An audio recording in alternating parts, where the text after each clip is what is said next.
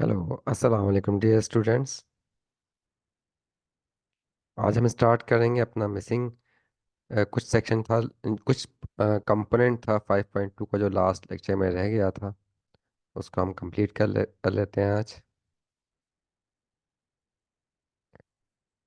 हाँ बेटा, 5.2 के अंदर जो चीज़ें रह गई थी वो थी प्रॉपर्टीज़ ऑफ डेफिनेट इंटीग्रल्स। हमने ये देख लिया था कि रीमान सम क्या होता है लास्ट लेक्चर में, और रीमान सम और इंटीग्रल के दरमियान क्या रिलेशनशिप है ये देखा था कि रीमान सम पे अगर लिमिट लगा दी जाए,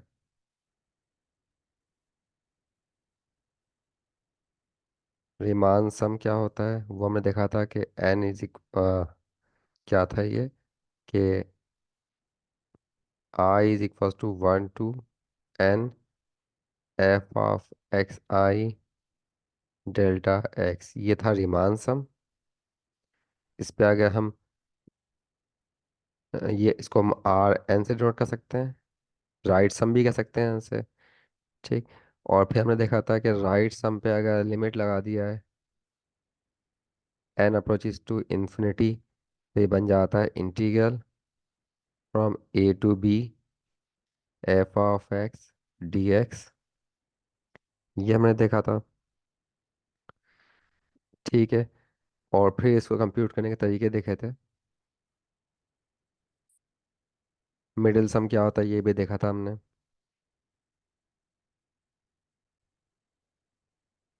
और बेटा ये क्या कहलाता है, ये कहलाता है डेफिनेट इंटीग्रल। इसको कहते हैं हम डेफिनेट इंटीग्रल। ठीक है। और डेफिनेट इंटीग्रल कुछ प्रॉपर्टीज होती हैं, वो प्रॉपर्टीज देख लेते हैं। राइट, हमने ये भी पढ़ा था कि डेफिनेट इंटीग्रल जो है, if F of x is greater than zero,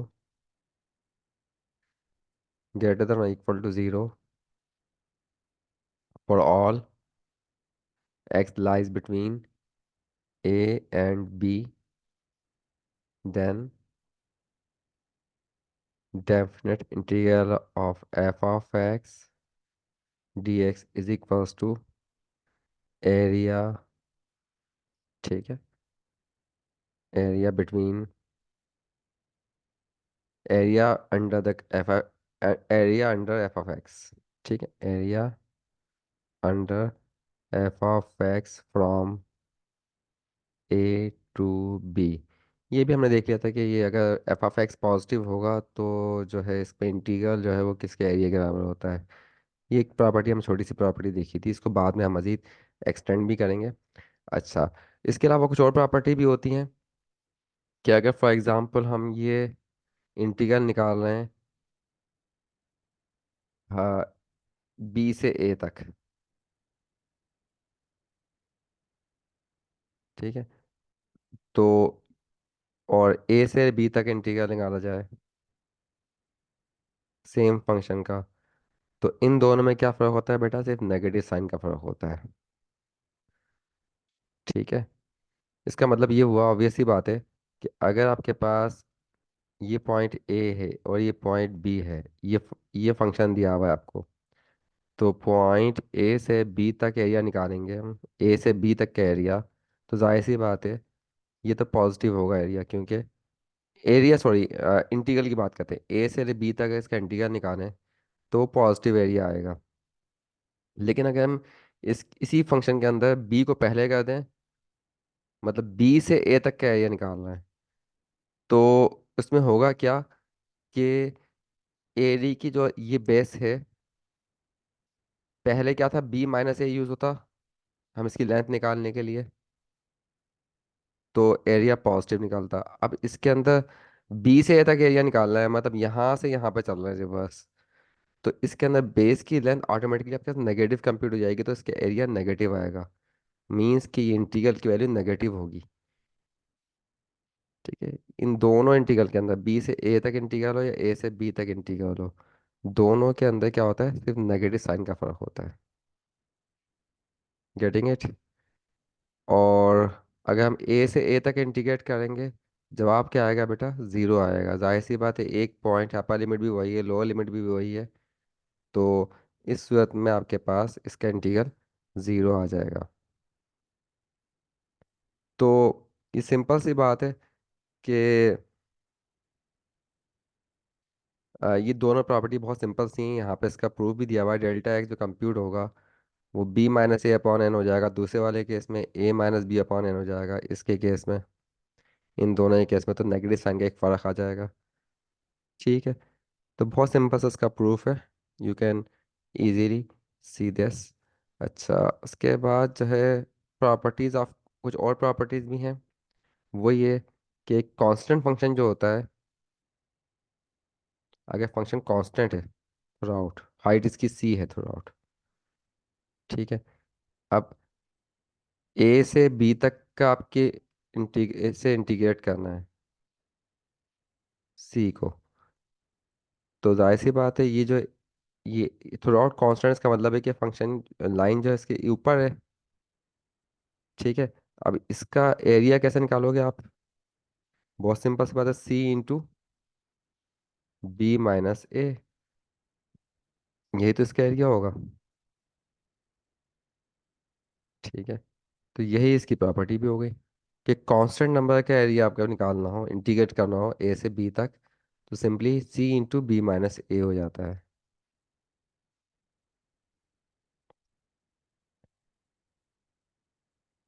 ठीक है बेटा।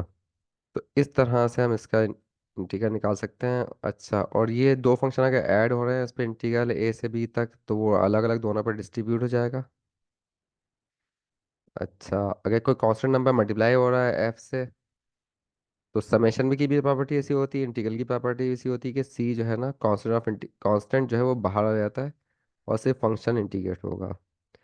और नेगेटिव साइन अगर आ रही है दो फंक्शंस में, तो उसको इंटीग्रेट करना है तो उसको अलग अलग इंटीग्रेट करके हम माइनस कर दें, एक ही रिजल्ट आएगा। ये कुछ बेसिक प्रॉपर्टीज हैं जो हमको वैसे तो कॉमन सी हैं।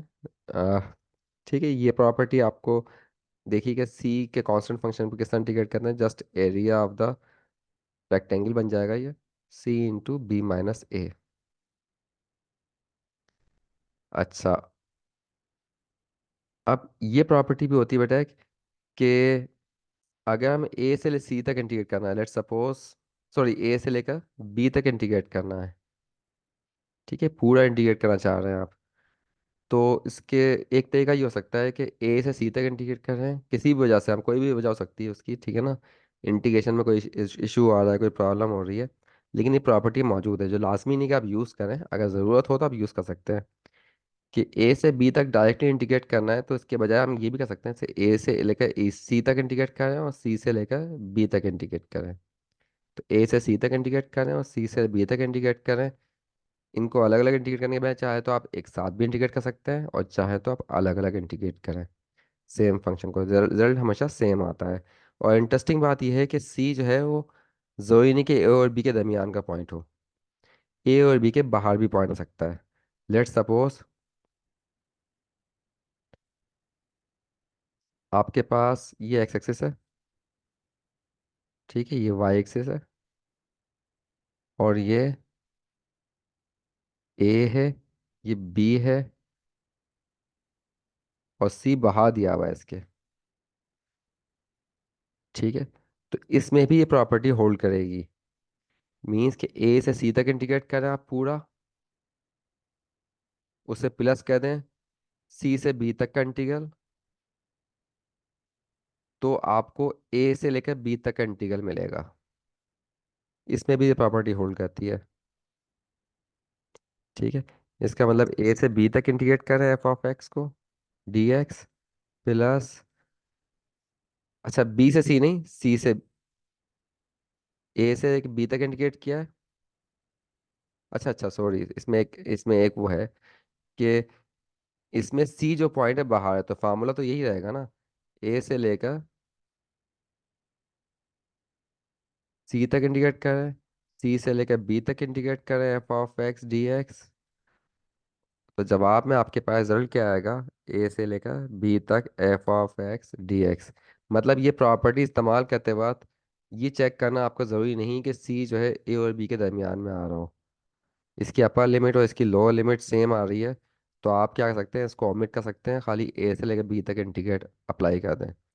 लेकिन इसमें सी का ए और बी के दरमियान में होना जरूरी नहीं है, ए और बी के से बाहर का भी पॉइंट हो सकता है।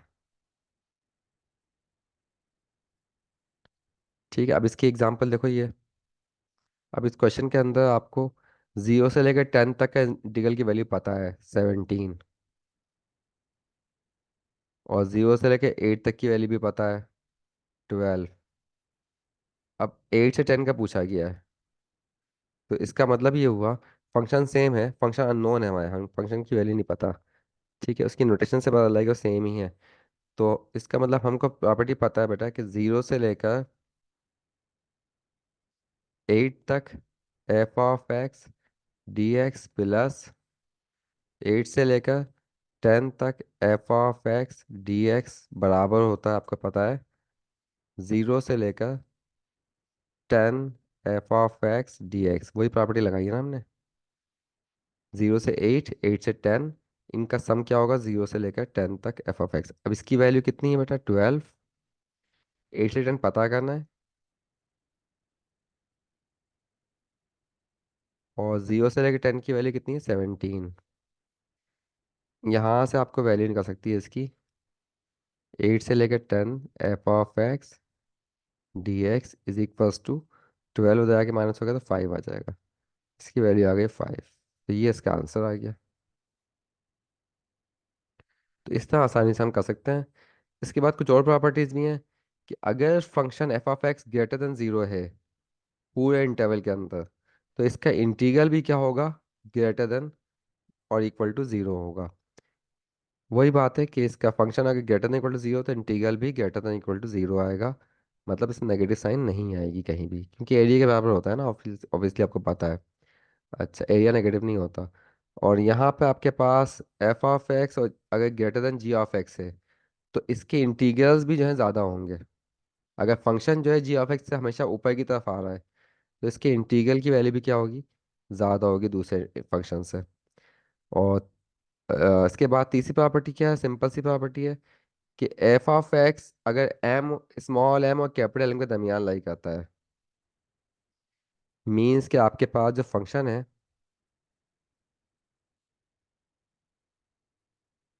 ये फंक्शन जो है स्मॉल m, यानी इसका ग्लोबल मिनिमा क्या है, स्मॉल m है।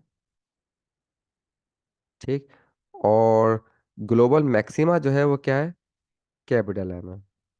जब भी तो इन दोनों के दरमियान लाई कर रहा है ना फंक्शन, इन दोनों के दरमियान लाई कर रहा है, इसका मतलब इसका ग्लोबल मैक्सिमा जो है वो कैपिटल M है। यहाँ से यहाँ तक की हाइट कैपिटल M है, और ये हाइट जो है वो आपके पास स्मॉल m है, मिनिमा की। ठीक है, ये ग्लोबल मिनिमा, ये ग्लोबल मैक्सिमा, यही इसका मतलब निकलता है f(x) इन दोनों के दरमियान लाई कर रहा है। ठीक है, ए से लेकर बी तक के इंटरवल के दौरान, इस इंटरवल में, ए से बी के इंटरवल में, ये इसका ग्लोबल मैक्सिमा कैपिटल M है, ग्लोबल मिनिमा स्मॉल m है। तो इसका जो इंटीग्रल होगा वो इस वैल्यू के और इस वैल्यू के बीच में लाई करेगा। ये वैल्यू कौन सी है बेटा, small m into b minus a. Small m into b minus a का मतलब क्या हो गया, ये एरिया। ठीक है, तो ये क्या कहेगा कि अगर इसको हम एक रेक्टेंगल है, तो एक रेक्टेंगल के लोअर रेक्टेंगल बन रहा है ना इसके। ठीक है, और ये जो है आपके पास capital M into b minus a कौन सा एरिया है, ये एरिया, ये पूरा एरिया। तो ये क्या बात, सिंपल सी बात लग रही है कि भाई इस फंक्शन का जो आपके पास ये वाला एरिया जो है, फंक्शन के अंडर जो इंटीग्रल है, फंक्शन का इंटीग्रल जो है ए से लेकर बी तक का, वो जाहिर सी बात है ये लोअर रेक्टेंगल के एरिया और अपर रेक्टेंगल के एरिया के बीच में लाई करेगा। फंक्शन का एरिया या फंक्शन का इंटीग्रल लोअर रेक्टेंगल के एरिया और अपर रेक्टेंगल के एरिया के बीच में लाई करेगा। तो सिंपल सी बात है लॉजिकली, ये तो बात आपको क्लियर है कि डायग्राम से ही। ठीक है, जाहिर सी बात है फंक्शन का जो इंटीग्रल है इसके दरमियान ही लाई करेगा, कि फंक्शन ही बीच में है इन दोनों के। ठीक। और ये बातें यहाँ से ही पता है इस प्रॉपर्टी से भी, कि एक फंक्शन दूसरे फंक्शन से ग्रेटर देन इक्वल टू आ रहा है तो उनके इंटीग्रल भी आपस में क्या होंगे, ग्रेटर देन और इक्वल्स टू होंगे। तो जाहिर सी बात है स्मॉल इसके अंडर जो एरिया, ये भी तो एक फंक्शन नहीं ना स्मॉल, ये स्ट्रेट लाइन, इसके अंडर जो एरिया आ रहा है उससे इस एफ ऑफ एक्स जो है वो ग्रेटर देन इक्वल टू होगा, और ऊपर वाली स्ट्रेट लाइन से इस फंक्शन का integral less than equal to होगा। ठीक है। तो ये प्रॉपर्टीज है, बट अब ये प्रॉपर्टी को उन्होंने यूज भी किया एग्जाम्पल के अंदर, और इस एरिया को एस्टिमेट करने के लिए कहा है 0 से लेकर 1 तक e⁻⁻x²। अब e⁻⁻x² एक ऐसी कर्व है जिसका इंटीग्रल नॉर्मल तरीके से आप नहीं निकाल सकते, तो इसलिए जानबूझ के इन्होंने ये वाला फंक्शन लिया है, ताकि जो है इसको डायरेक्टली इसकी वैल्यू ना निकाल सके। तो इसकी हम अप्रॉक्सीमेट वैल्यू ही निकाल सकते हैं, इसकी एग्जैक्ट वैल्यू नहीं निकाल सकते, कोई मेथड हमारे पास मौजूद नहीं है सॉल्व करने का, हायर लेवल पे भी कोई मेथड मौजूद नहीं है। तो अब इसको इंटीग्रेट करना है, तो बेटा अब जो है इसका हम लोअर बाउंड अपर बाउंड जरूर निकाल सकते हैं। किस इंटरवल में 0 से लेकर 1 तक करना है, तो अभी ये देखना पड़ेगा e⁻⁻x² इंक्रीजिंग फंक्शन है डिक्रीजिंग फंक्शन है, इसका मिनिमा कौन सा आ रहा है मैक्सिमा कौन सा आ रहा है। तो ये फंक्शन बेटा, ये जो है डिक्रीजिंग फंक्शन है, e⁻⁻x² जो होता है डिक्रीजिंग फंक्शन है इसकी, और वैल्यू जो है मैक्सिमम जो होती है यहाँ पर 1 पे होती है, मिनिमम वैल्यू क्या होती है, मतलब मैक्सिमम वैल्यू 0 पे होती है, मैक्सिमा 0 पे होता है, मिनिमा होता है 1 पे। तो इसका मतलब ये हुआ कि लोअर रेक्टेंगल जो बनेगा उसकी जो हाइट होगी वो क्या होगी आपके पास e⁻⁻1, और अपर रेक्टेंगल जो बनेगा उसकी जो हाइट होगी वो क्या होगी e⁻0, यानी 1 होगी हाइट। तो आपको पता है कि ये जो इंटीग्रल है वो क्या लाई करेगा लोअर रेक्टेंगल के एरिया के, मतलब लोअर रेक्टेंगल का एरिया कितना है 1 × e⁻⁻1, और अपर रेक्टेंगल का एरिया कितना आ रहा है e⁻0 यानी 1 × 1, मीन्स इन दोनों के दरमियान लाई करेगी इसकी वैल्यू, और इसकी वैल्यू जो है ये होती है, मतलब ये आप कह सकते रेंज, लोअर लिमिट और अपर लिमिट 0.367 और 1 के दरमियान लाई करेगा इसका। तो इस तरह से हमने इसके एरिया को कंप्यूट कर लिया। ओके बेटा। तो 5.2 की एक्सरसाइज आप लोगों ने करनी है इसी तरीके से। हाँ बेटा, एक बात और भी मिसिंग थी इसके अंदर जो कंप्लीट करनी है हमें, वो ये कि ये जो डेफिनेट इंटीग्रल होता है, डेफिनेट इंटीग्रल के अंदर ये जो आपके पास वेरिएबल आता है, variable of integration means x, इसकी कोई वैल्यू नहीं होती, इसकी कोई वर्थ नहीं होती इसमें। वर्थ इसलिए नहीं होती क्योंकि आपके पास अगर ये जैसे फॉर एग्जांपल मैं एफ ऑफ एक्स को इंटीग्रेट कर रहा हूँ ए से लेकर बी तक, ठीक है, डी एक्स के एस्पेक्ट से, तो उसको इंटीग्रेट करें, या फिर एफ ऑफ टी को डी टी के एस्पेक्ट से इंटीग्रेट करें फ्रॉम ए टू बी, या एफ ऑफ आर को डी ऑफ आर से इंटीग्रेट करें फ्रॉम ए टू बी, ये तीनों चीज़ें जो है बेटा सेम है, इनमें कोई फ़र्क नहीं है, ठीक है, ये आपके पास सेम चीज़ें हैं। तो इसमें ये वेरिएबल ऑफ इंटीग्रेशन से कोई फ़र्क नहीं पड़ता।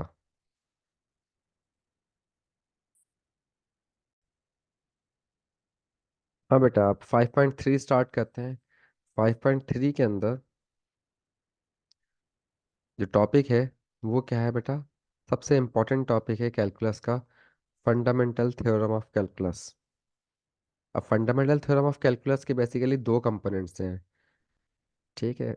अब कभी बाज बुक्स में फर्स्ट फंडामेंटल थ्योरम और सेकंड फंडामेंटल थ्योरम के नाम से कहा जाता है, और बाज बुक्स में उससे फंडामेंटल थ्योरम ऑफ कैलकुलस का पार्ट 1 और पार्ट 2, मतलब दो थ्योरम्स असल में ये। तो बाज बुक्स में लिखा होता है कि पहला वाला पार्ट 1 है, दूसरा वाला पार्ट 2 है, और बाज बुक्स में कहते हैं कि पहला थ्योरम और दूसरा थ्योरम, ठीक है, एक ही बात है दोनों का मतलब। तो पहले तो ये देखें कि अब हमने जो असल में फंडामेंटल थ्योरम का मतलब क्या है, कि ये डेरिवेटिव और इंटीग्रेशन के दरमियान रिलेशनशिप को शो करते हैं। फंडामेंटल थ्योरम क्या होते हैं ये आपके पास, डेरिवेटिव्स और इंटीग्रेशन के दरमियान रिलेशनशिप होती है इनसे, ठीक है। क्योंकि अभी तक मैंने इंटीग्रेशन कौन सी की थी बेटा, रीमान इंटीग्रेशन की थी, ठीक है। रीमान इंटीग्रेशन क्या था, एरिया था, और डेरिवेटिव जो होते हैं रेट ऑफ चेंज होते हैं, राइट। इससे पहले हमने एंटी डेरिवेटिव भी पढ़ लिया था, एंटी डेरिवेटिव क्या होता है। लेकिन जो सही मानों में डेरिवेटिव और इंटीग्रेशन के दरमियान रिलेशनशिप डेवलप हुई है फंडामेंटल थ्योरम ऑफ कैलकुलस के बाद हुई है। उससे पहले लोगों को पता ही नहीं था कि एंटी डेरिवेटिव और एरिया ये एक जैसी चीज़ है। किसी को नहीं पता था कि एरिया और एंटी डेरिवेटिव जो होते हैं वो मिलती जुलती चीज़ें हैं। इसको अलग अलग चीज़ें समझा जाता था। लेकिन जब ये first fundamental theorem of integral calculus आया, उसके बाद से लोगों को आइडिया हुआ कि भाई ये दोनों चीज़ें आपस में बहुत क्लोजली रिलेटेड हैं, एक दूसरे के इन्वर्सेस हैं। हम एरिया निकालें या एंटी डेरिवेटिव निकालें, दोनों का जवाब जो है मिलता जुलता आता है। ठीक है, ज़्यादा फर्क नहीं होता है इसके अंदर। अच्छा, उसके लिए पहले हम देखेंगे एक चीज़ कि हमने ए से लेकर बी तक तो इंटीग्रेट किया है किसी फंक्शन को। ठीक है, इसको क्या नाम देते थे हम, कि ये जो है रीमान सम के बराबर हो जाता था। ठीक है, अब आपके हम यहाँ पर एक और चीज़ भी हम इंट्रोड्यूस करेंगे कि integral from A to X. ठीक है, और जो हमने, अच्छा यहाँ पे हम टी से डिफरेंशिएट करें, आपको पता है कि ये तो चीज़ें सेम ही होती है ना, F of T D T, ये चीज़ें सेम होती है। हमने देखा कि इसके अंदर ये वेरिएबल ऑफ इंटीग्रेशन की कोई वैल्यू नहीं होती, कोई वर्थ नहीं होती, क्योंकि लिमिट के लिहाज से ये भी एरिया है, मतलब ये भी इंटीग्रेट कर रहे हैं। साइंड एरिया समझे, इंटीग्रेशन का मतलब क्या होता है, साइंड एरिया।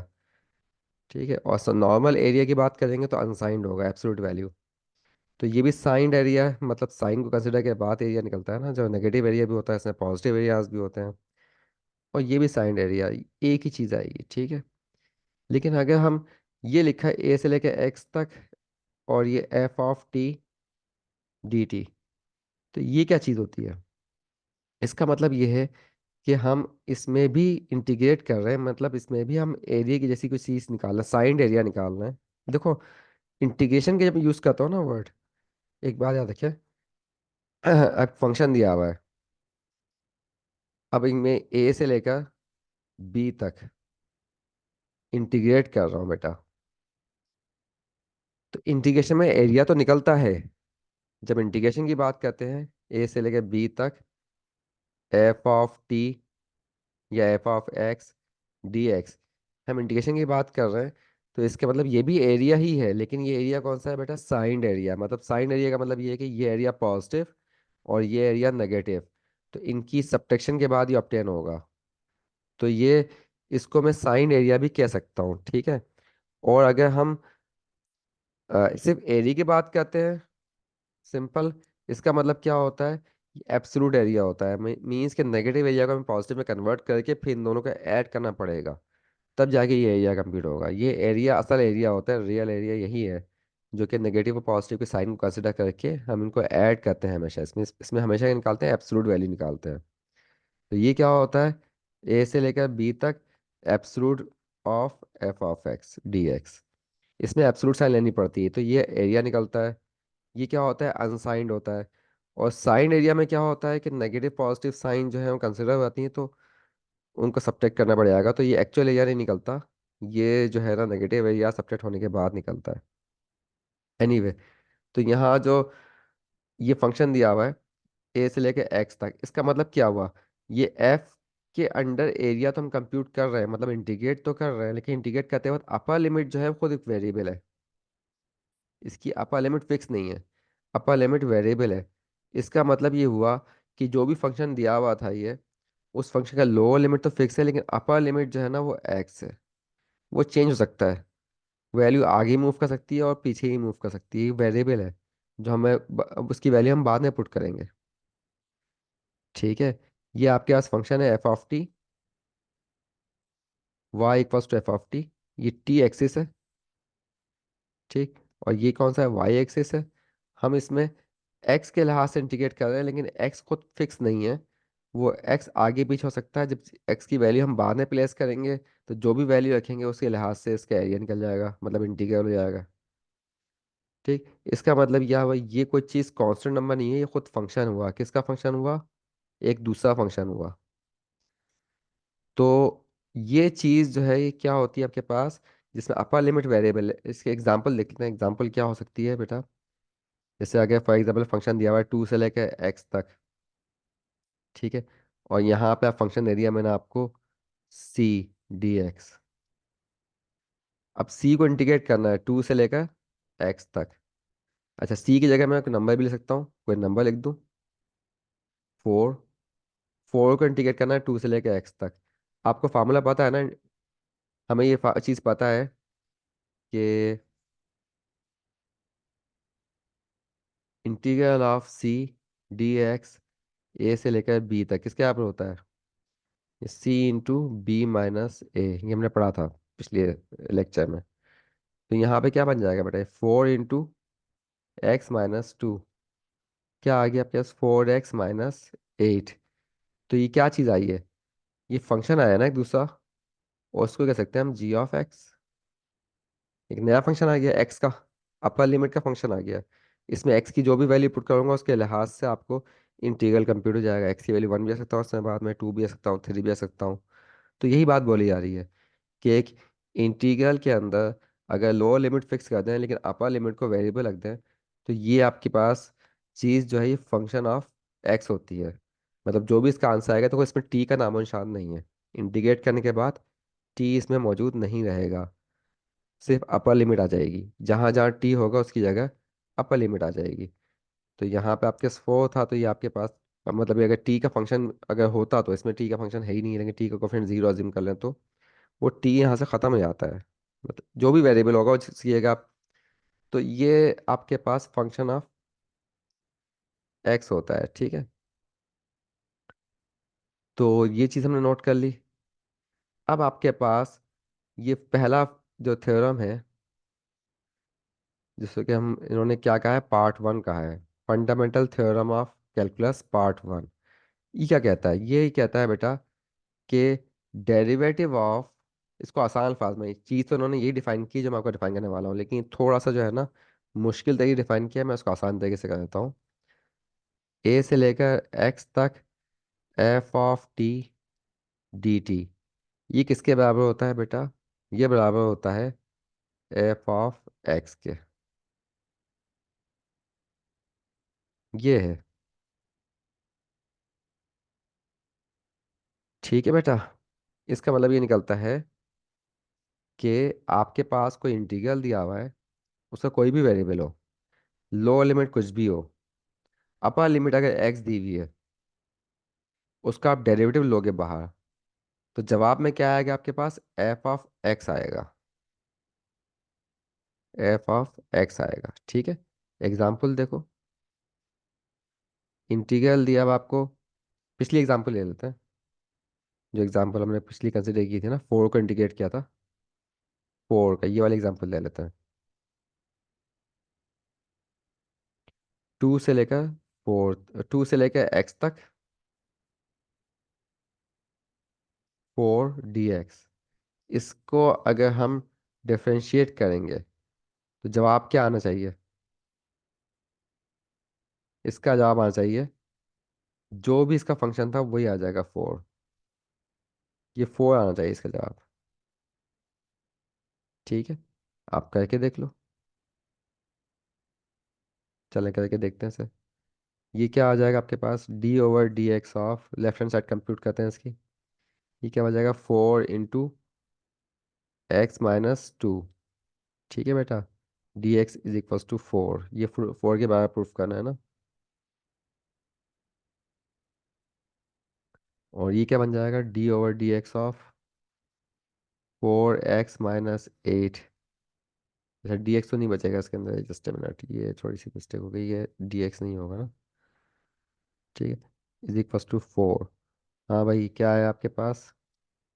4 = 4 प्रूफ हो गया, ठीक है। तो ये आपके पास जो है कोई भी फंक्शन दिया हुआ है। अच्छा, फंक्शन कोई भी हो सकता है, दूसरा फंक्शन भी हो सकता है। उसका जवाब में हमेशा क्या आएगा आपके पास? जब उसे हम डिफरेंशिएट करेंगे तो एफ ऑफ एक्स बचेगा, मतलब अपर लिमिट का फंक्शन होगा, ये याद रखें, ठीक है। ये कहलाता है फंडामेंटल थ्योरम ऑफ कैलकुलस का पार्ट 1, या फर्स्ट फंडामेंटल थ्योरम। इसको फर्स्ट फंडामेंटल थ्योरम भी कहते हैं बाज लोग, इसको फर्स्ट फंडामेंटल थ्योरम भी कहते हैं, या फिर fundamental theorem of calculus part one.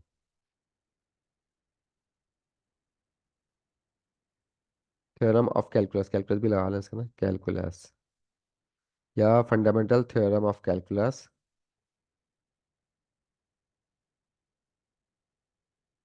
Part one, ये भी कहते हैं, ठीक है। अब इसका प्रूफ मैं नहीं करवा रहा, हम आगे चलते हैं, इसकी एग्जांपल करना ताकि ये बात क्लियर हो जाए।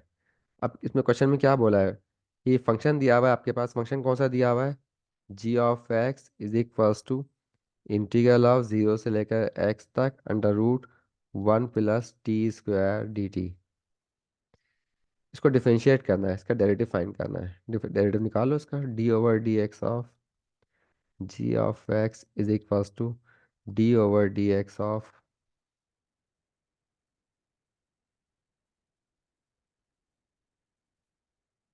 Zero to X under root one plus T square D T. हाँ बेटा, अब आपके पास ये क्या आ गया, ये फंक्शन है किसी टी का, ठीक है, टी के जैसे इंटीग्रेट हो रहा है, और जीरो से लेकर एक्स, अपर लिमिट क्या है एक्स है, लोअर लिमिट क्या आ रही है, कांस्टेंट आ रही है। तो according to first fundamental theorem, according to fundamental theorem या first fundamental theorem,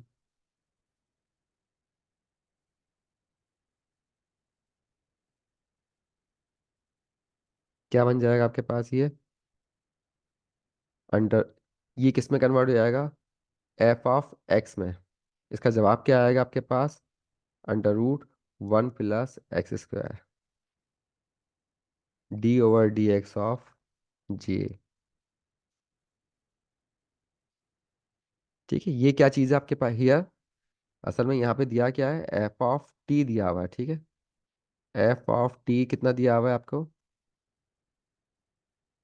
one plus T square के, तो जवाब में क्या आएगा आपको पता है, एफ ऑफ एक्स आएगा।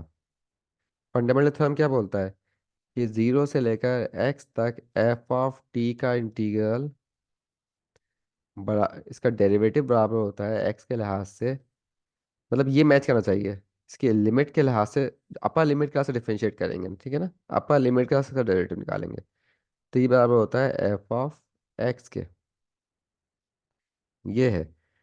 तो यहाँ एफ ऑफ टी कितना था, वन प्लस टी स्क्वायर, तो वन प्लस टी स्क्वायर को जब डिफरेंश इसके इंटीग्रल को डिफरेंशिएट करोगे, इसमें अपर लिमिट एक्स होगी एक्स के लिहाज से, तो इसके जवाब में आपको क्या मिलने वाला है, फर्स्ट फंडामेंटल थ्योरम के हिसाब से एफ ऑफ एक्स मिलने वाला है।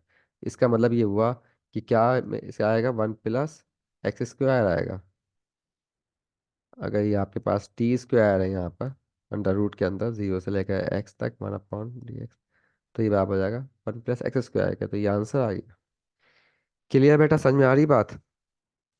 अब एक एग्जांपल देख लेते हैं। कहीं आपको दिया हुआ है डिफरेंशिएट करना है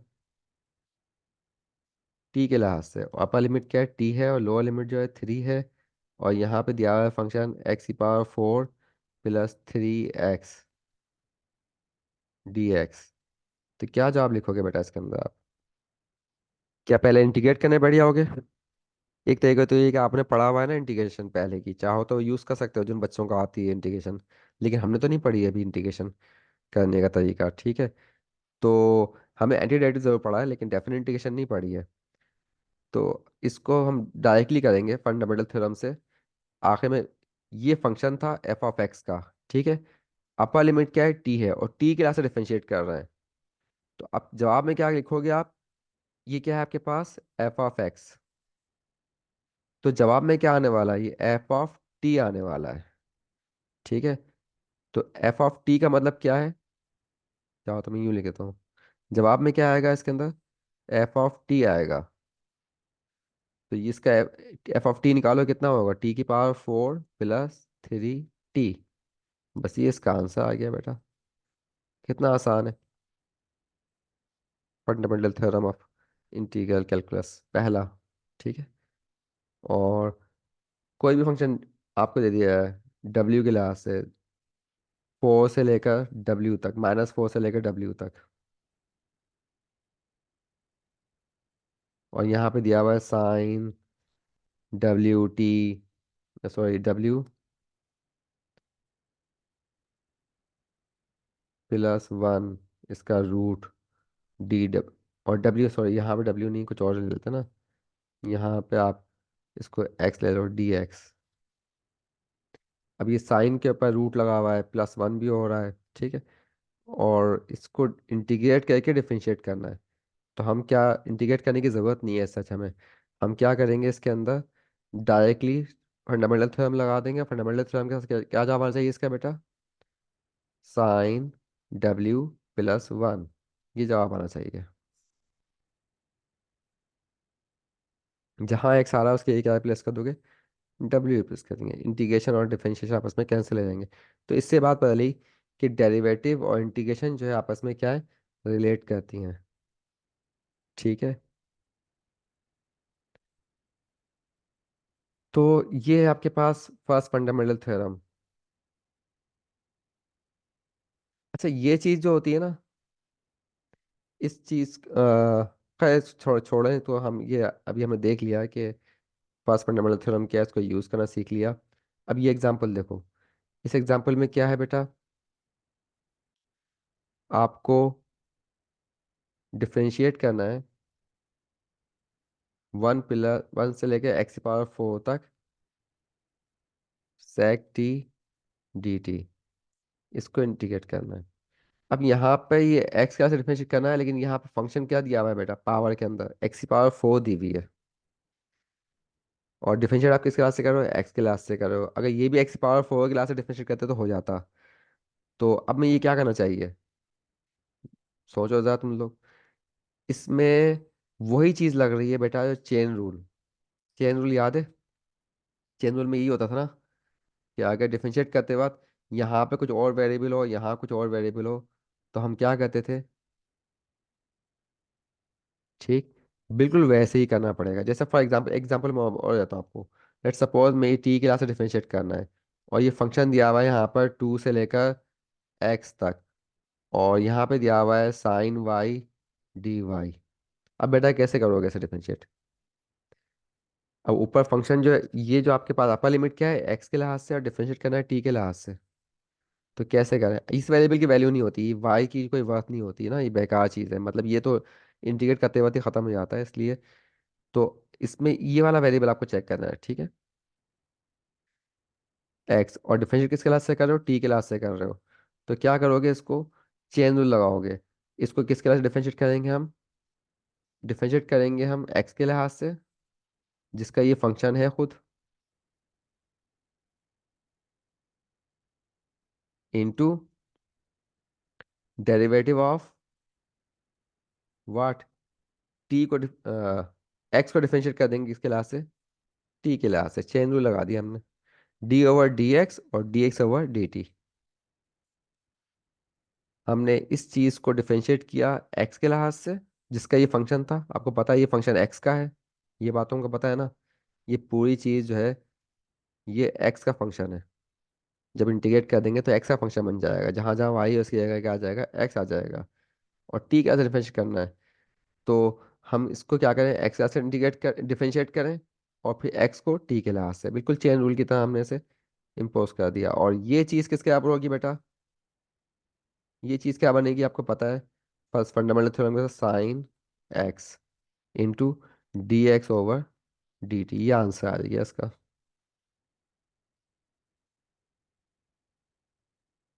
ठीक है बेटा, ये आंसर हो जाएगा इसका। अब dx/dt की तो वैल्यू नहीं पता ना हमको। अगर x की वैल्यू पता होती कि x क्या चीज़ है, एक्स के बारे में पता होता कि ये बराबर है साइन टी के, तो हम यहाँ पर डिफरेंशिएट कर देते, साइन टी एक्स किया गया एक्स की जगह पर। तो मजीद भी एक्स हो सक एवेलेट हो जाता, साइन टी। और ये साइन टी का डेरिवेटिव क्या आ जाएगा, sine x into sine T का डेरिवेटिव आ गया कॉस टी। ठीक है, मजीद भी हो जाता, और ये एक्स की जगह पर साइन टी आ गए थे। लेकिन अभी हमें नहीं पता है, इसलिए हम आगे नहीं कर सकते काम, ठीक है, राइट। और अब इसके अंदर ये जो क्वेश्चन दिया हुआ है, देखो इसके अंदर भी आपके पास अपर लिमिट क्या है, x⁴ है, और डिफरेंशिएट आप x के लिहाज से करना चाह रहे हैं। तो क्या करना पड़ेगा, चेन रूल लगाएंगे। अब चेन रूल में यहाँ पे हम कौन सी वाली फॉर्म यूज करेंगे, बजाय ये कि ये फॉर्म यूज करने के हम इसको ही क्या करें कि चेन रूल की दो फॉर्म्स करवाई थी ना मैंने आप लोगों को, तो हमें दूसरी वाली फॉर्म यूज करनी पड़ेगी। यहाँ करेंगे let x⁴ is equals to u। x⁴ को u सपोज कर लो, ठीक है। तो ये क्या बन जाएगा, d/dx ऑफ इंटीग्रल 1 से लेकर u तक sec t dt। जहां जहां x⁴ आया उसको मैंने u सपोज कर लिया। इससे क्या हुआ कि अब ये आपका वेरिएबल u है,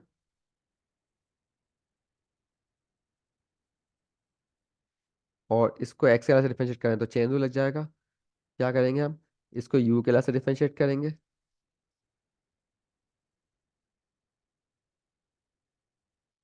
और फिर u को डिफरेंशिएट करेंगे इसके लिहाज से, x के लिहाज से।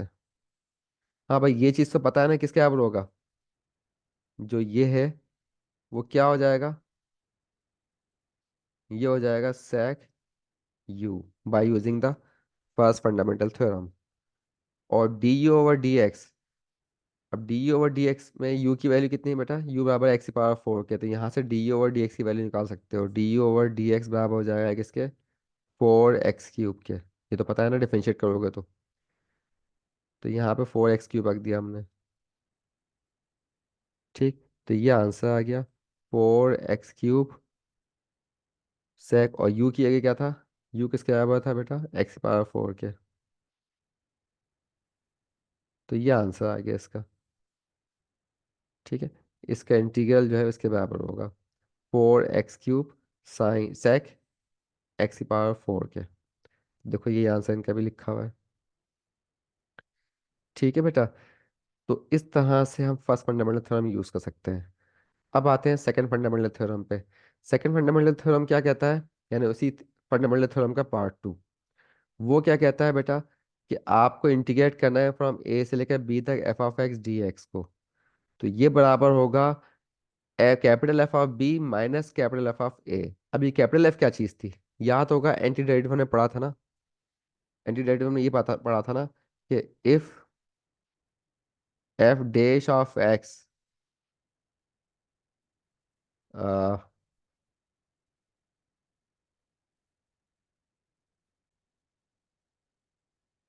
हाँ बेटा हमने ये पढ़ा था कि if f(x) is a function such that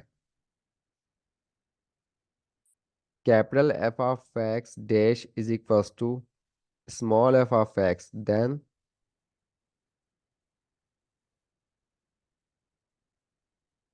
capital f(x) is called antiderivative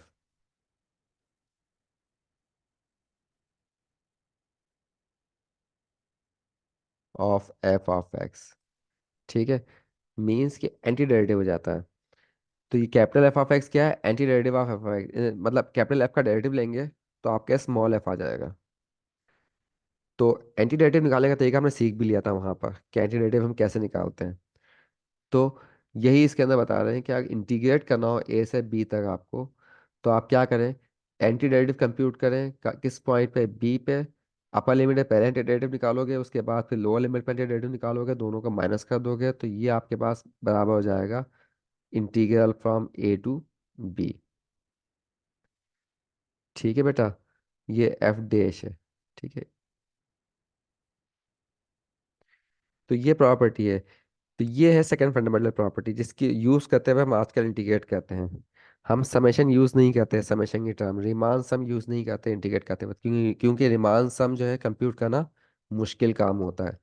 Riemann sum compute करना थोड़ा मुश्किल काम है, इसलिए रीमान सम को अवॉइड करते हैं। और हम हमेशा anti as a anti derivative use करते हैं इंटीग्रल को। लेकिन इंटीग्रेशन होती क्या है बेसिकली, ओरिजिनली इंटीग्रेशन जो है रीमान सम से निकली है, लेकिन हम उसे एज ए एंटीडेटिव यूज़ करते हैं ताकि हमें इंटीग्रेट करने में आसानी रहे। क्योंकि एज ए एंटीडेटिव यूज़ करने में फ़ायदा ये होता है, डिफरेंशिएशन तुमको आती है, तो एंटी डेरिवेटिव भी हमको पता होते हैं बहुत सारे, और एंटी डेरिवेटिव के हम जल्दी से कंप्यूट कर लेते हैं। राइट।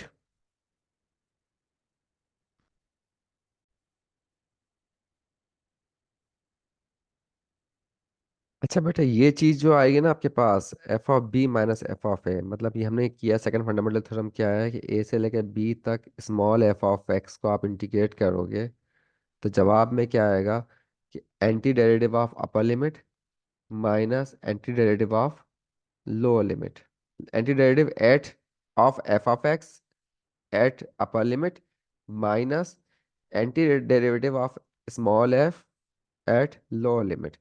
इसको शॉर्ट फॉर्म में इस तरह भी लिखा जाता है कि F of capital F of x computed at upper limit minus lower limit, तो इसको इस तरह भी लिखते हैं। ठीक है। या फिर इसको अल्टरनेटिवली हम इस तरह भी लिखते हैं।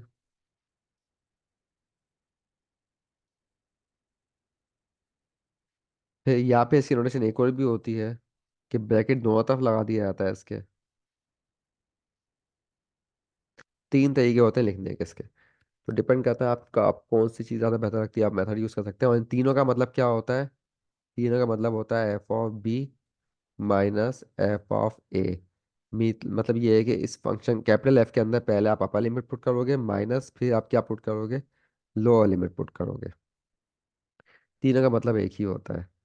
इसका मतलब ये है कि आप कोई भी फंक्शन दे दिया है, मुझे 2 से लेकर 3 तक एक फंक्शन दे दिया है एक्स क्यूब, या एक फंक्शन एक्स स्क्वायर ले लेते हैं। ठीक है। एक्स स्क्वायर डी एक्स, इसे कंप्यूट करना है। तो पहले मैं एक्स स्क्वायर का एंटीडेरिवेटिव निकालूं। इसका इंटीग्रल क्या होता है एक्स स्क्वायर का, हमको पता है कि एक्स स्क्वायर का इंटीग्रल क्या होता है, वो होता है एक्स क्यूब अपॉन 3 प्लस सी। तो ये तो हो गया इंटीग्रल। इंटीग्रल का मतलब क्या हो, जनरल एंटीडेरिवेटिव हो गया। लेकिन मुझे सिंगल एंटीडेरिवेटिव चाहिए, तो वो क्या है, सिर्फ एक एंटीडेरिवेटिव निकालना है, कोई भी एक एंटीडेरिवेटिव निकालना है, एक्स क्यूब अपॉन 3 निकालना है। ठीक है। तो ये हो गया एक्स क्यूब अपॉन 3, इसका एंटीडेरिवेटिव हो गया। क्योंकि हमें यहाँ पे एक एंटीडेरिवेटिव चाहिए ना, इसलिए देखो कि एक एंटीडेरिवेटिव, जनरल एंटीडेरिवेटिव की जरूरत नहीं है, हमें सिंगल एंटीडेरिवेटिव काफी है इसका। ये तो जनरल एंटीडेरिवेटिव हो गया प्लस सी। तो हमें यहाँ पे एक एंटीडेरिवेटिव लेंगे, कोई से भी एक, +1 भी ले सकते थे, +2 भी आप एक्स क्यू अपॉन 3 +2 ले लो, कोई भी एक एंटीडेरिवेटिव ले लो। ठीक है। और उस पर लिमिट लगा देंगे 2 से लेकर 3 तक, लिमिट वही लगी रहेगी। अब क्या करेंगे, इस एंटीडेरिवेटिव को कंप्यूट करना है, अपर लिमिट है पहले, मतलब इसमें अपर लिमिट पुट करना है, माइनस फिर इसमें लोअर लिमिट पुट करना है। ठीक। तो ये बेटा क्या बन जाएगा, ये 27/3 माइनस 8/3, और इसको सिंप्लीफाई कर लो तो ये क्या बन जाएगा, 19/3। ये इसका आंसर आ गया बेटा। अगर एक और फंक्शन दे दिया आपको यहाँ पर, साइन एक्स, ठीक, और इसको करना है -1 से लेकर 1 तक इंटीग्रेट करना है, तो ये क्या बन जाएगा, अब साइन साइन एक्स और डी एक्स, सॉरी। तो साइन एक्स का एंटीडेरिवेटिव क्या होता है, मीन साइन एक्स का इंटीग्रल कितना होता है, कॉस एक्स होता है। कॉस एक्स प्लस सी होता है, लेकिन यहाँ पे हम जो है वो सी की कोई भी वैल्यू रख सकते हैं, एक वैल्यू रखनी है आपको कहीं भी, ठीक है ना, +1 +2 +3, तो जो चाहे रख लें। तो हम सी की वैल्यू 0 ले लेते हैं जनरली। तो ये क्या बन जाएगा, साइन का एंटीडेरिवेटिव आ गया कॉस एक्स +0, सी की वैल्यू मैंने 0 सिम कर ली, और इसके अंदर फिर हमें अपर लिमिट और लोअर लिमिट अप्लाई करनी है। ठीक है। अब यहाँ पे क्या आ जाएगा, cos 1 माइनस कॉस ऑफ -1। आपको पता है कि ये कॉस ऑफ -1 किसके बराबर होता है, cos 1 प्लस कॉस ऑफ 1 हो जाएगा ये, सॉरी बीच में माइनस साइन आएगी। कॉस ऑफ नेगेटिव और पॉजिटिव एक ही होते हैं ना ये आपके पास, और ये आपस में क्या हो जाएंगे, कैंसिल आउट हो जाएंगे। ये क्या आ गया आपके पास, 0। ठीक है बेटा।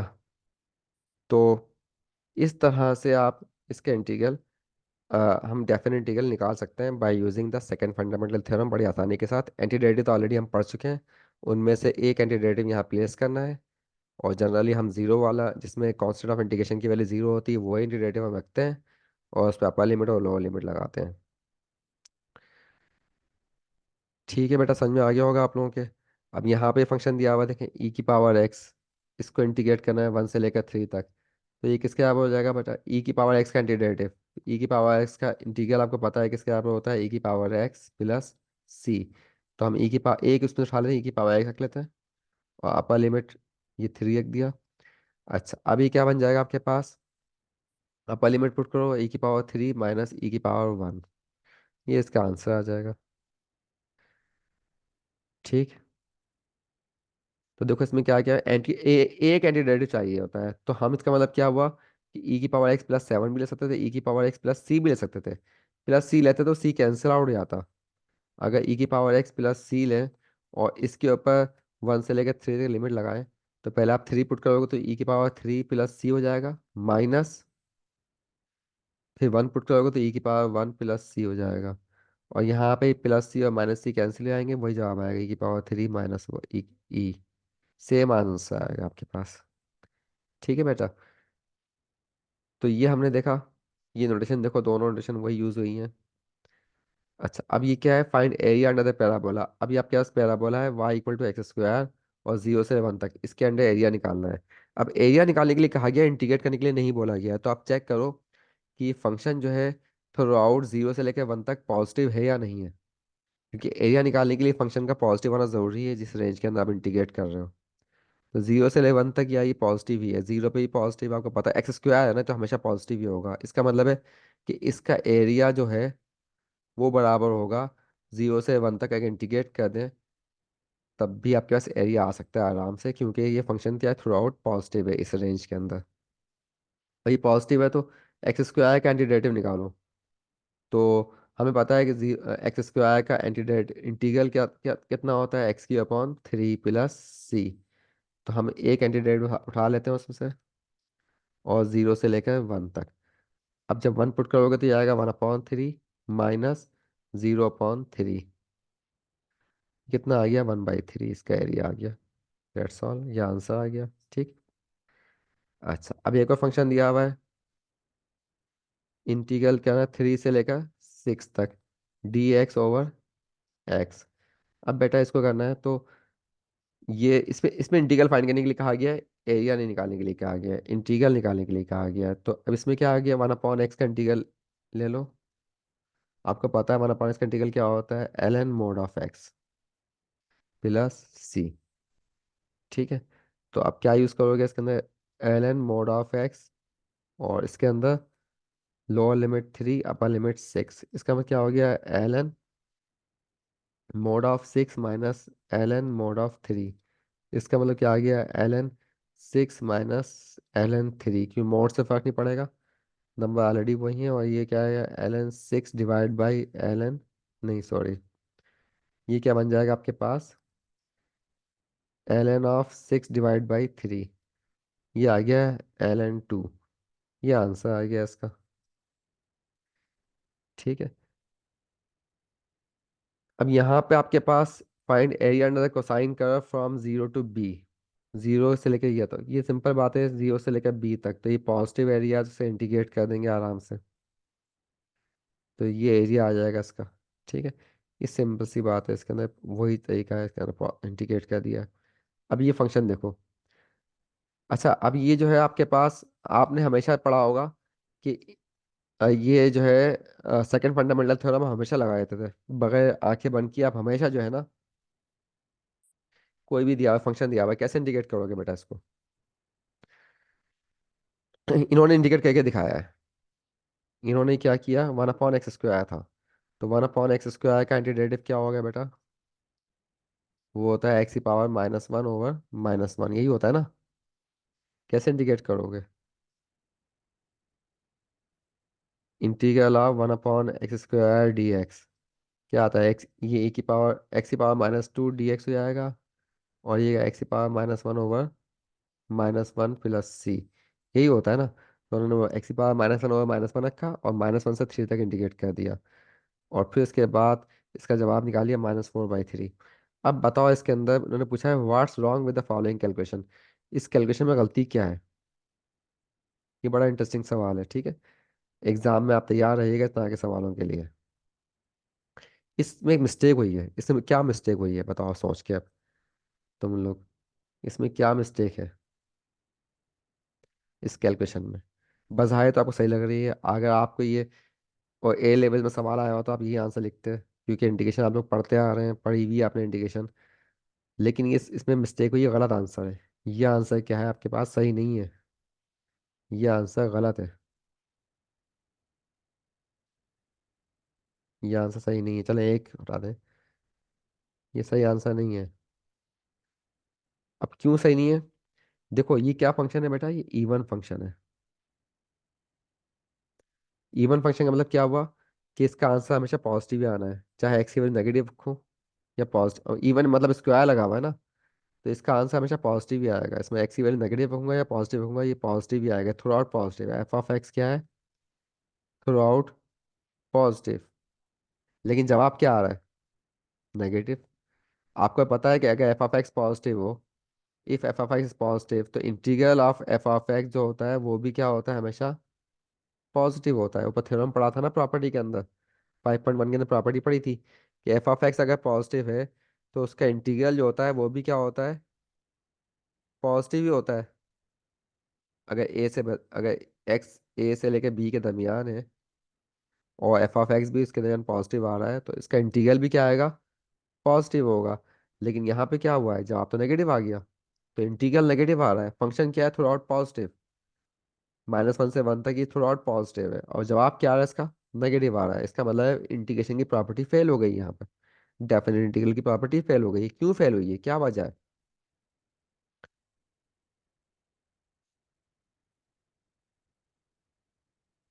उसकी वजह यह है कि इंटीग्रेशन के लिए ज़रूरी है कि जो फंक्शन है ना वो कंटिन्यूअस हो। ऊपर जो इंटीग्रेशन की मैं डेफिनेशन पढ़ी थी, देखो ये fundamental theorem of integral calculus की कंडीशन है, उसमें क्या है कि F of x should be continuous. Continuous होना ज़रूरी है ए से बी तक, अगर कंटिन्यूअस नहीं है तो ये प्रॉपर्टी लगेगी ही नहीं, अप्लीकेबल ही नहीं है फर्स्ट फंडामेंटल थ्योरम पे। समझ में आ रहा है बेटा आप लोगों के?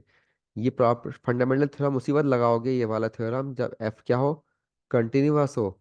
और यहाँ पे है आपके पास क्या मसला आ रहा है, यहाँ मसला ये आ रहा है कि ये 1/x² कंटिन्यूअस फंक्शन नहीं है -1 से लेकर 3 तक। क्यों कंटिन्यूअस नहीं है? -1 और 3 के दरमियान एक पॉइंट आ रहा है 0, जिसपे फंक्शन क्या हो गया है, ये अनडिफाइन आ गया। इसमें 0 प्लस करो, 1/0 बन जाएगा। 1/0 का मतलब क्या हो गया, इन्फिनिटी। और ये -1 से 3 के दरमियान ही एक नंबर है ना जिसपे ये अनडिफाइन हो गया, मीन्स कि ये 1/x² फंक्शन जो है वो इस तरह का फंक्शन है। अब ये 0 पे क्या है, अनडिफाइन है। ठीक है, 0 पे अनडिफाइन होने की वजह से यहाँ फर्स्ट फंडा सेकंड फंडामेंटल थ्योरम अप्लीकेबल ही नहीं है। और जब अप्लीकेबल नहीं है तो आपने अप्लाई कैसे कर दिया भाई? ठीक, आप इस पे लिमिट अप्लाई कैसे कर रहे हैं, ये कैसे कंप्यूट कर रहे हैं? तो ये कंप्यूट ही नहीं हो सकता फिर। अपर लिमिट और लोअर लिमिट निकाल के माइनस नहीं कर सकते इसकी वैल्यू निकालने के लिए। तो ये बेटा आप याद रखें, सेकंड फंडामेंटल थ्योरम हर जगह अप्लाई नहीं होता, सिर्फ कंटिन्यूअस फंक्शन, मतलब कंटिन्यूअस फंक्शन, अगर डिस कंटिन्यूअस फंक्शन होंगे तभी अप्लाई करेंगे, अदरवाइज अप्लाई नहीं कर सकते। तो ये जवाब क्या होगा, ये गलत होगा। एग्जाम में अगर ऐसा सवाल आ गया 1/x², उसको इंटीग्रेट करना है, तो अब आंसर निकाल के मत रख देना, उसको बोलना है कि ये डज नॉट एग्जिस्ट है। ठीक है, अब ये डज नॉट एग्जिस्ट क्यों है, ये अलग इशू है। ठीक है, लेकिन आप उसे अगर सवाल ये आएगा आपको कि इसमें गलती बताएं, तो आप बताएंगे इसमें मिस्टेक ये है कि डिसकंटिन्यूअस है इसलिए इसको इंटीग्रेट नहीं कर सकते। ठीक है, या फिर क्वेश्चन ये आ सकता है आपको इसका कि इस पे सेकंड फंडामेंटल थ्योरम अप्लीकेबल है या नहीं, तो आप बोलोगे it is not applicable here because there is a discontinuity. ठीक, आप ये नहीं बोल सकते डज नॉट एग्जिस्ट हर केस में, क्योंकि हर केस में डज नॉट एग्जिस्ट होना जरूरी नहीं है, कभी कभी एग्जिस्ट भी कर जाती है, कभी कभी एग्जिस्ट नहीं करती। ठीक, तो इस केस में डज नॉट एग्जिस्ट है, लेकिन उसकी वजह हमारे स्कोप में नहीं है, इस कोर्स के अंदर हम उससे पढ़ें क्यों डज नॉट एग्जिस्ट है, क्योंकि जरूरी नहीं है कि डज नॉट एग्जिस्ट हो यार। अगर आपके एक फंक्शन दे दूं, कोई सा भी फंक्शन दे दिया, 1/x का फंक्शन दे दिया है, ठीक है, और इसको इंटीग्रेट करना है -1 से 2 तक, तो ये 0 पे क्या आ रहा है, डिसकंटिन्यूअस आ रहा है ना। क्योंकि -1 से 2 तक जीरो में कहीं एक 1/0 बन जाएगा, 1/0 मतलब डिसकंटिन्यूअस आ गया।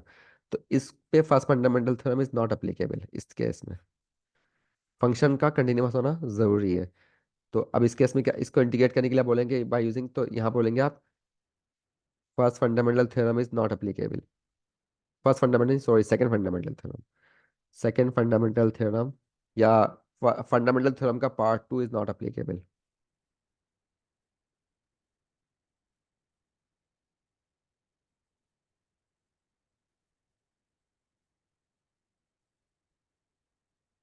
Is not applicable because the function is not continuous in the given interval. Interval में कंटिन्यूअस नहीं है। तो 1/x के फंक्शन को भी आप इंटीग्रेट नहीं करना, 1/x² के फंक्शन को भी इंटीग्रेट नहीं करना। यानी फर्स्ट फंडामेंटल थ्योरम से इंटीग्रेट नहीं कर सकते। आप इंटीग्रेट तो कर सकते हो, लेकिन ये थ्योरम लगा के नहीं कर सकते। अच्छा, 1/x का इंटीग्रल जो नहीं कि एग्जिस्ट ना करे, हो सकता है एग्जिस्ट कर जाए। 1/x² का डज नॉट एग्जिस्ट आए तो डज नॉट एग्जिस्ट का डिसीजन आप नहीं लोगे।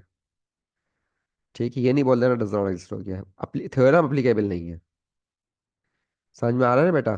थ्योरम अप्लीकेबल नहीं है। अब यहाँ तो हमने 1/x को इंटीग्रेट किया था। आप ही सवाल करोगे सर 1/x को तो पहले इंटीग्रेट कर चुके हैं, हमने एक जवाब निकाला भी था। और फंडामेंटल थ्योरम से ही निकाला था, कितना आया था, ln2 आया था। तो यहाँ क्यों हमने लगा दिया था भाई? यहाँ इसलिए लगाया था क्योंकि देखो यहाँ पे इंटीग्रेट कहाँ से कहाँ तक कर रहे हो, 3 से लेकर 6 तक कर रहे हो। इस इंटरवल में क्या फंक्शन कभी डिसकंटिन्यूअस आ रहा है? इस इंटरवल में फंक्शन डिसकंटिन्यूअस नहीं है, इस इंटरवल में फंक्शन कंटिन्यूअस है। 3 से लेकर 6 के दरम्यान कोई पॉइंट ऐसा नहीं है जहाँ पर डिसकंटिन्यूटी आ रही हो। लेकिन अगर मैं इसी सवाल के अंदर आपको ये दूं, -1 से लेकर 1 तक इंटीग्रेट करना है 1/x dx को, तो फिर यहाँ पे आप थ्योरम नहीं लगाओगे। फिर यहाँ पे आप सेकंड फंडामेंटल थ्योरम नहीं लगाओगे, क्योंकि यहाँ पे आंसर आपका गलत हो जाएगा। थ्योरम अप्लीकेबल नहीं है ना। क्लियर बेटा? तो थ्योरम का अप्लीकेबल होना जरूरी होता है। फंक्शन का कंटिन्यूअस होना जरूरी है थ्योरम की अप्लीकेबिलिटी के लिए। तो बेटा ये 5.3 एक्सरसाइज है, इसकी आपको प्रैक्टिस करनी है।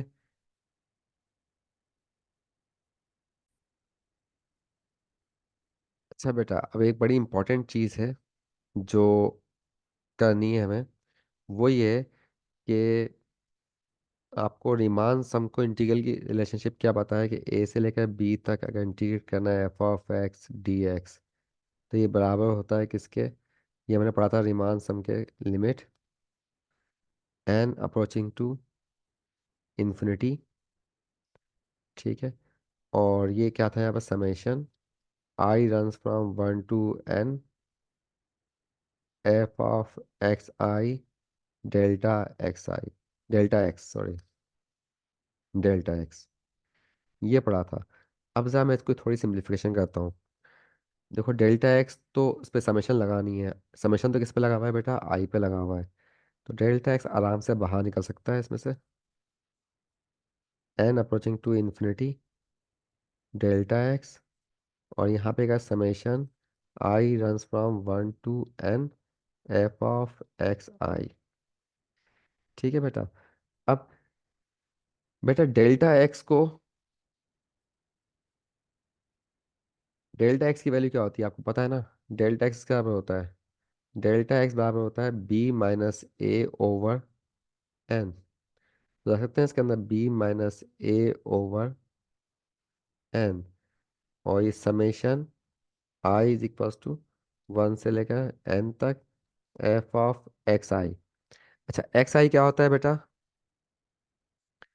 एक्स आई का मतलब क्या होता है? ए प्लस एक्स, x1 बराबर होता है a+डेल्टा एक्स।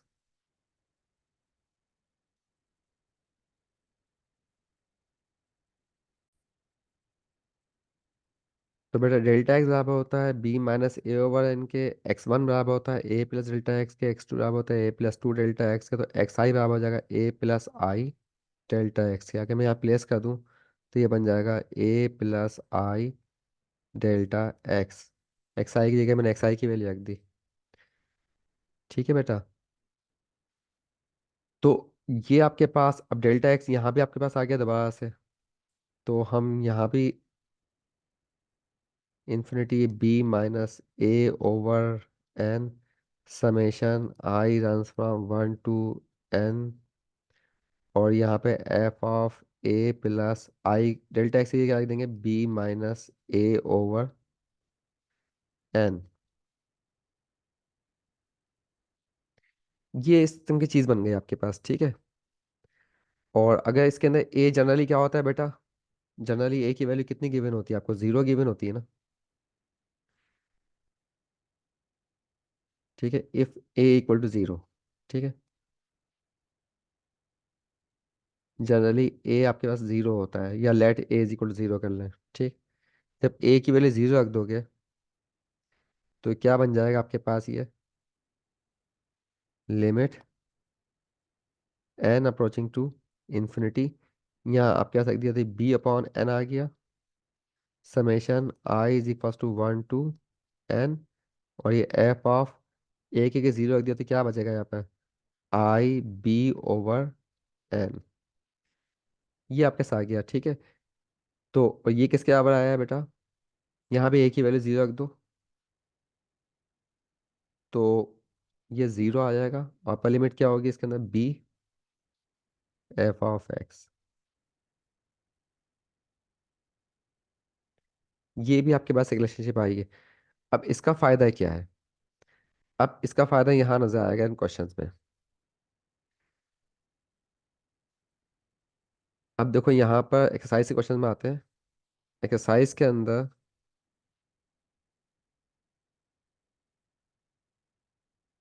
बेटा ये क्वेश्चन है आपके पास, ये आपको ये लिमिट फाइंड करनी है। क्या क्वेश्चन ने पूछा है कि आपसे लिमिट फाइंड करें n approaching to infinity, summation I runs from one to n, i cube upon n to the power four. अब ये लिमिट निकालनी है, तो इस समेशन पे लिमिट निकालनी है, ठीक। तो अब ये लिमिट निकालने के लिए हमारे पास कोई मेथड मौजूद नहीं है, लेकिन ये हमको पता है कि हम अगर रीमान इंटीग्रेशन के जरिए, इसमें समेशन किस पे लगा हुआ है, आई पे लगा हुआ है, तो एक एन तो बाहर आ सकता है ना बेटा। इसको यूं लिख सकता हूँ मैं, limit n approaching to infinity one upon n, summation I runs from one to n, i cube over n cube. अच्छा बेटा ध्यान से देखना आप, एक दो बार क्वेश्चन तुम लोग समझ गए कि इसमें करना क्या है, तो ये आराम से आप कर सकते हो। अब ये बाहर जो दिया हुआ है वन अपॉन एन, इसको छोड़ो। अच्छा अंदर आपके पास क्या, summation I is equal to one to n, और ये आपके पास ये आई ओवर एन का होल क्यूब। ऊपर मैंने फार्मूला लिखा था, अब उससे कंपेयर करो जरा इस फार्मूले को। ये क्या लिखा था, बाहर बी अपॉन एन था, अंदर आई बी ओवर एन का फंक्शन है, ठीक है। एक फंक्शन है जिसके आई बी ओवर एन पे अप्लाई हुआ है, ठीक। अब फंक्शन मतलब अगर ये f of x for example x square होता, तो f of i b over n क्या बन जाता, i square b square over n square, यही होता ना। अगर एफ ऑफ एक्स जो है वो एक्स क्यूब होता, तो f of i b over n क्या बन जाता, आई का क्यूब बी का क्यूब ओवर एन क्यूब। तो अब यहाँ पे देखें आप, इधर क्या पोजीशन आ रही है,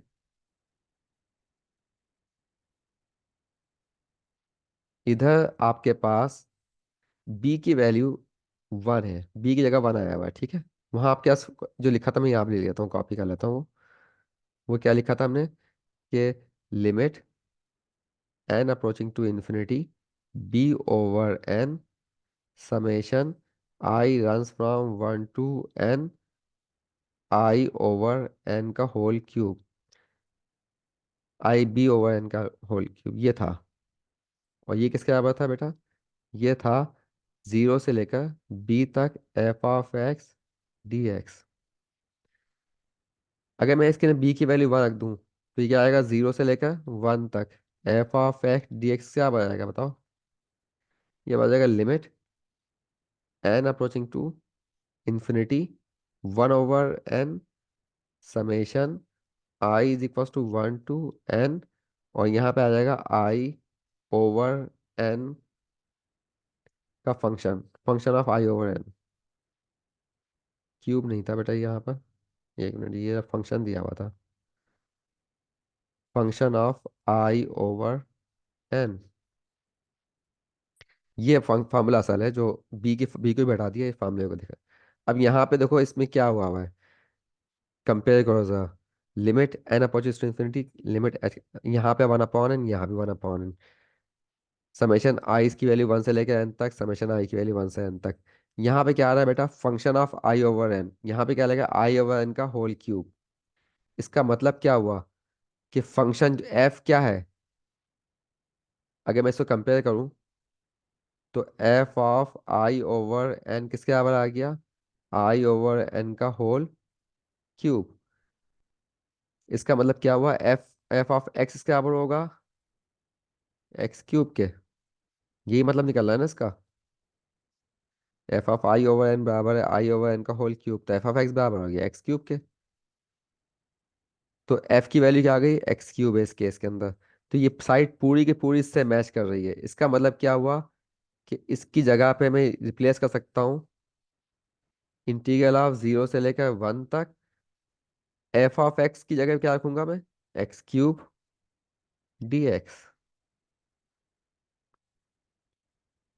ठीक है, ये आपके पास जो फंक्शन राइट हैंड साइड है, ये पूरी की पूरी क्या बन गई, इंटीग्रल ऑफ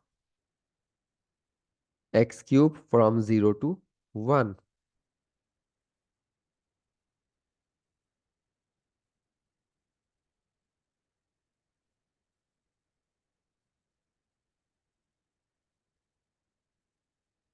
और इसको मैं कंप्यूट कर सकता हूँ आराम से।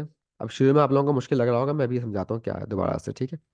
और ये तो कंप्यूट करना आसान है ना। एक्स क्यूब का इंटीग्रल कितना होता है बेटा, x⁴/4, 0 से 1 तक। और वैल्यू प्लेस करने तो कितना आंसर बनेगा इसका, 1/4 - 0 मीन्स 1/4। तो ये आंसर आ गया बेटा, लिमिट जो क्वेश्चन में से पूछा था, summation I runs from 1 to n I cube upon n⁴। ये इसका आंसर आ गया। तो अब इन क्वेश्चन में करना है क्या है बेटा, आइंदा से आपको कोई भी इस किस्म का क्वेश्चन मिल रहा है, जैसे फॉर एग्जांपल मैं आपको एक और क्वेश्चन देता हूँ, limit n approaching to infinity, ठीक है, फाइंड करना है, समेशन लगा हुआ है i runs from 1 to n, और यहाँ फंक्शन दे दिया आपको आई² ओवर एन क्यूब। ये कंप्यूट करना है।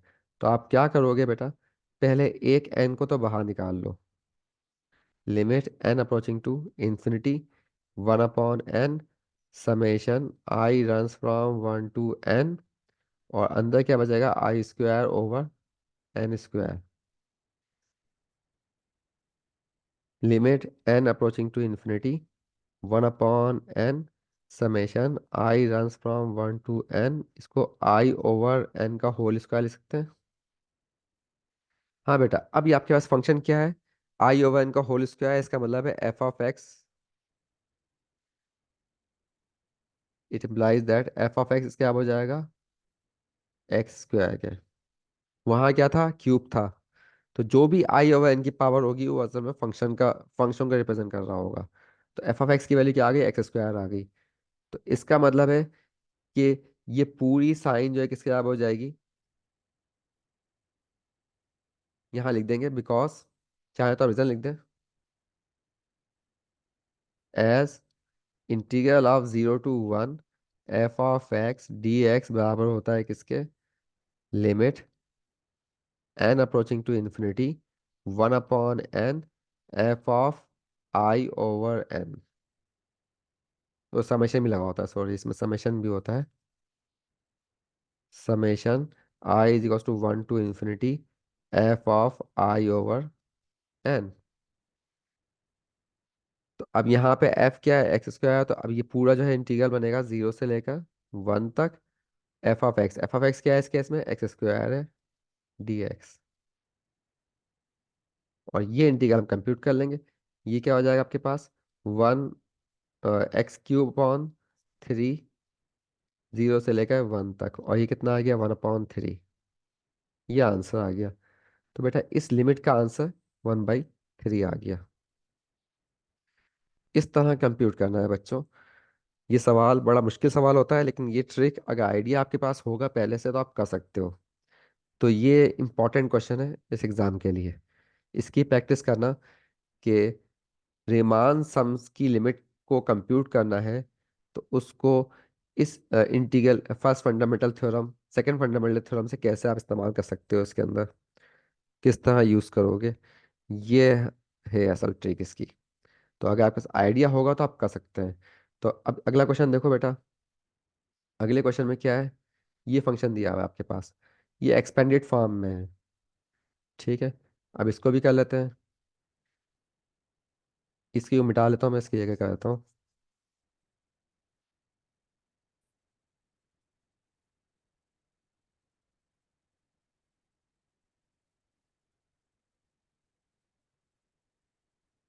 हाँ बेटा, अब जो है इसके अंदर ये एक्सपेंडेड फॉर्म में दिया हुआ है, इसको समेशन की फॉर्म में जहाँ तो लिख लो पहले। Limit n approaching to infinity 1/n। और ये चीज़ पूरी समेशन की फॉर्म में लिख सकते हैं, summation I run from 1 to n √i/n, लिख सकते हैं ना इस तरह से। ये बन जाएगा। अच्छा, अब ये 1/n ऑलरेडी बाहर है और इस पे रूट लगा हुआ है।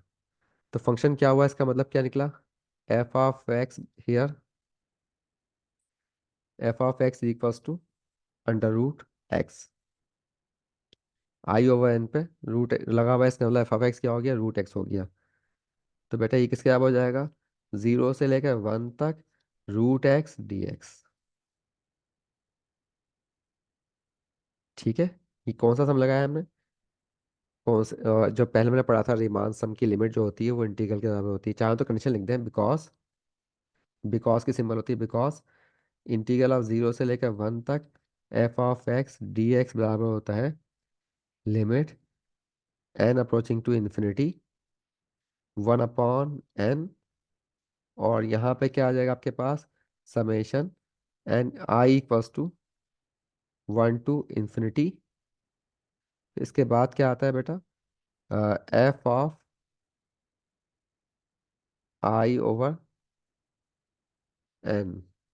ये होता है ना इसका। तो हमने f(i/n) यहाँ पे रूट दिया हुआ था, इसलिए f की वैल्यू क्या हो गई, रूट हो गई। तो f जो है रूट हो गया, √x। और फिर √x को कंप्यूट कर लो 0 से लेकर 1 तक। अच्छा पहले देख लेना अप्लीकेबल भी है या नहीं, मतलब कंटिन्यूअस होना जरूरी है। तो 0 से 1 तक तो ये कंटिन्यूअस है ना, तो आप वरना फिर अप्लीकेबल नहीं है तो फिर आप कंप्यूट नहीं कर सकते बेटा, याद रखो।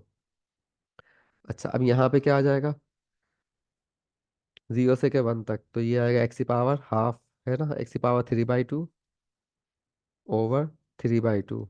इसका इंटीग्रल निकाल लिया 0 से लेकर 1 तक। फिर 1 रखोगे तो ये बन जाएगा 2/3 - 0, मतलब आंसर आ गया 2/3। That's all. तो इसका आंसर कितना आएगा, 2/3। तो बेटा इस तरह से करना है इन क्वेश्चंस को, याद रखें। तो आप लोगों को आइडिया दे दिया मैंने, अब आगे आप लोग खुद भी कर सकते हो। तो इसमें ये ख्याल रखना है इन चीज़ों में सारी, ठीक है ना। सोल्यूशन मैनुअल तो इससे मौजूद है आपके पास, वो भी देख लीजिएगा। ओके बेटा, अल्लाह हाफिज़।